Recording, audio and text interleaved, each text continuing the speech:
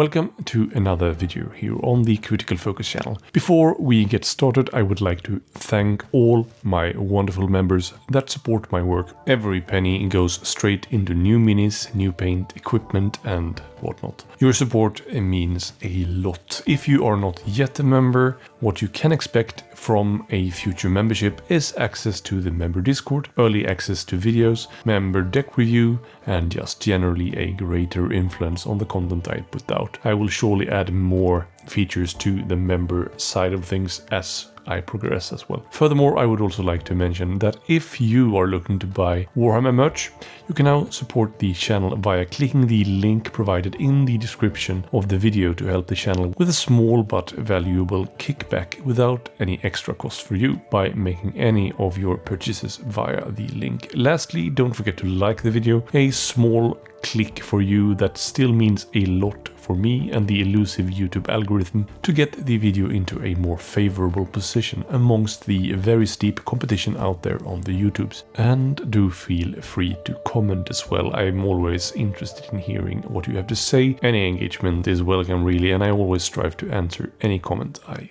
do get.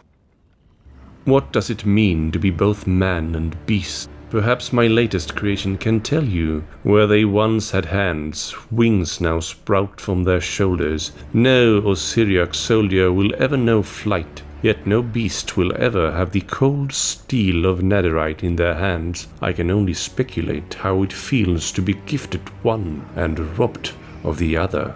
Boneshaper Matthias to Arch-Cavalius Sanditus. The Teratic Cohorts form the vanguard of the Ossiarchs scouring the Gnarlwood, seeking to secure Talaxis and the treasures within in the name of the great Necromancer.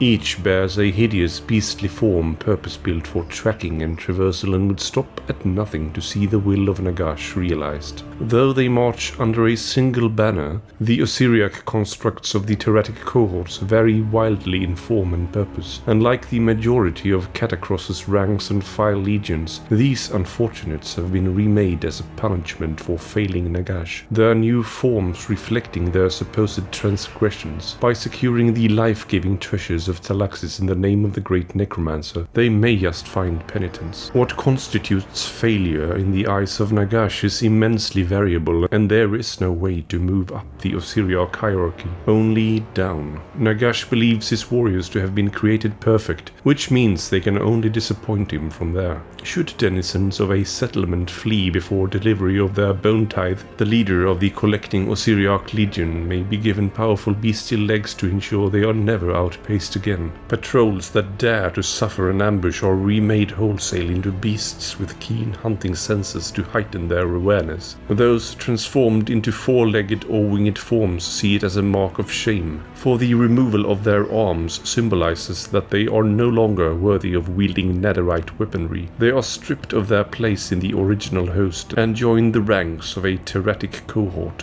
where they are forced to atone for their mistakes with little hope of absolution. In Nagash's cold and orderly mind, even unpreventable outcomes call for justice to be served. Absolute control is a core tenet that will one day govern his necrotopia, where all beings serve the great Necromancer in death. Passing harsh, humiliating sentences also allows Nagash to constantly reassert his control over Catacross's legions. With his vampiric mortarchs prone to scheming and infighting, he is obsessed with making sure the loyalty of the Ossiarchs is absolute. The Teratic Cohorts, assigned to the more grueling of tasks as they are the embodiment of Nagash's cruel whims.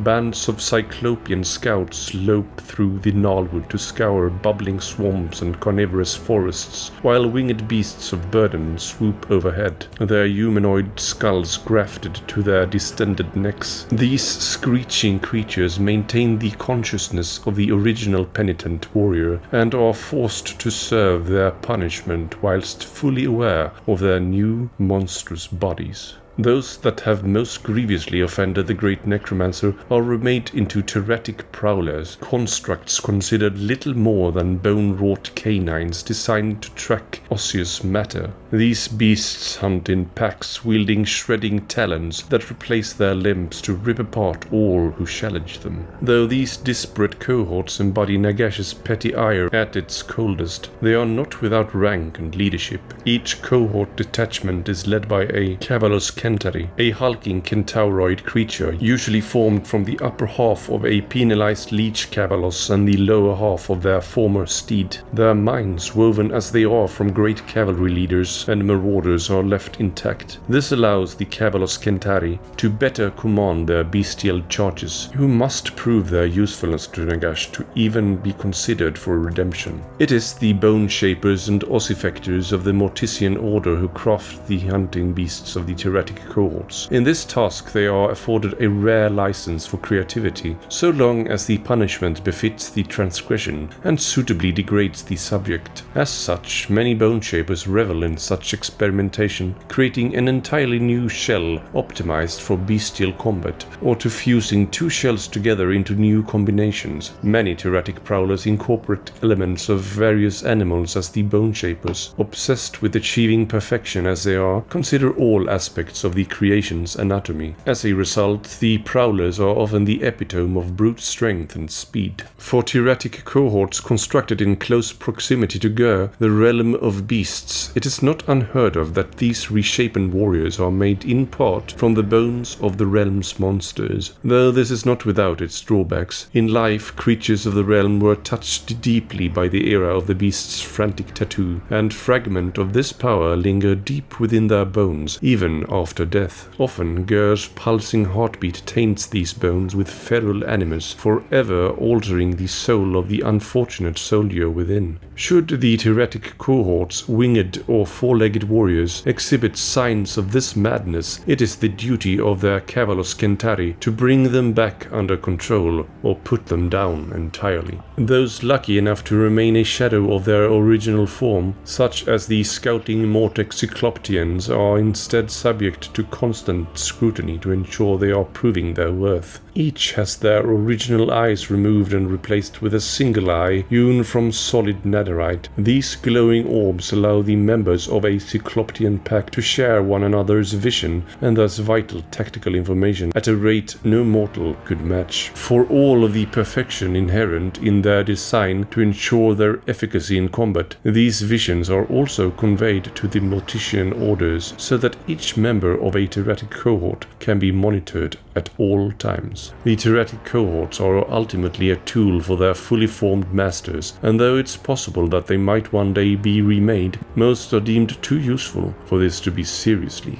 considered.